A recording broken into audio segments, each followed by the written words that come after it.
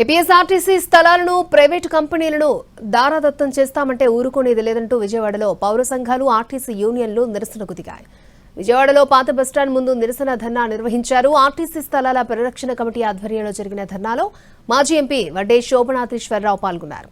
లులు సంస్థలకు కూటమి సర్కార్ ఆర్టీసీ స్థలాలను ఎలా కట్టబెడుతుందని ప్రశ్నించారు వడ్డే శోభనాథేశ్వరరావు. జీవో 137ని రద్దు చేయాలని డిమాండ్ చేశారు.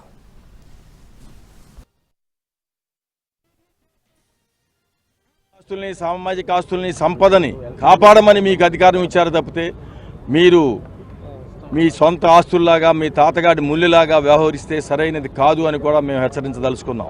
ఇక్కడ లూలు సంస్థ మీరు కేటాయించిన లూలు సంస్థ ఇక్కడ దీన్ని స్వాధీనం చేసుకుంటానికి కానీ ఇక్కడ వ్యాపారం చేయడానికి కానీ విజయవాడ ప్రజలు ఒప్పుకోరని, అది సామాజిక సంపదని సామాజిక వనరులను ప్రైవేట్ సంస్థలు కట్టబెట్టడమే కాకుండా విజయవాడకు వచ్చేటువంటి పర్యావరణ నష్టాన్ని కూడా మీరు అంచనా వేయాల్సినటువంటి జ్ఞానం మీకు లేదా అని చెప్పి అడుగుతా ఉన్నాం.